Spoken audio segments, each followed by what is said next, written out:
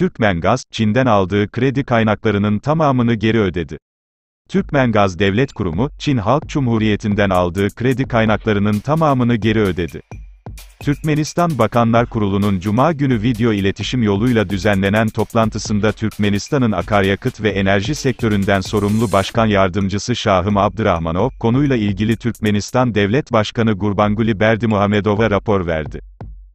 Türkmenistan resmi medyasında yer alan habere göre, Başkan Yardımcısı raporunda Türkmenistan doğalgazının dünya piyasalarında sevkiyatının çeşitlendirilmesi, doğalgaz sektörü ihracat kapasitesinin arttırılması, Türkmenistan-Çin doğalgaz boru hattının inşası ve Galkınış doğalgaz sahasının aşamalı olarak geliştirilmesiyle ilgili projelerin uygulanmasına yönelik Türkmengaz Devlet Kurumu tarafından çekilen kredi kaynaklarının tamamının geri ödendiğini bildirdi.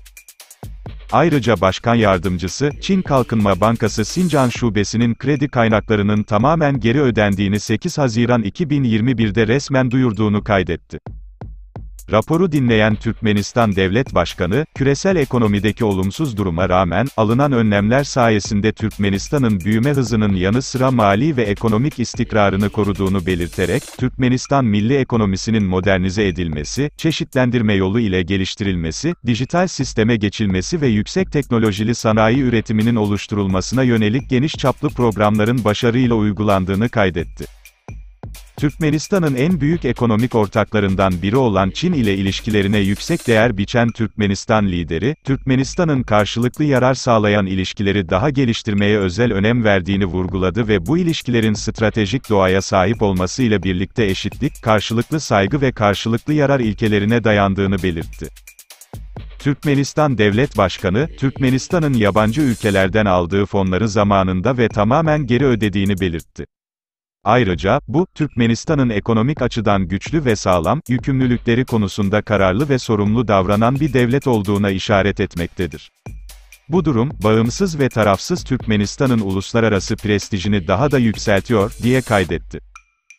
Türkmenistan lideri, doğalgaz sektöründeki mevcut devletler arası anlaşmaların hayata geçirilmesi ve karşılıklı yarar sağlayan yeni ortak projelerin gerçekleştirilmesi ile ilgili Başkan Yardımcısına bir takım net talimatlar verdi.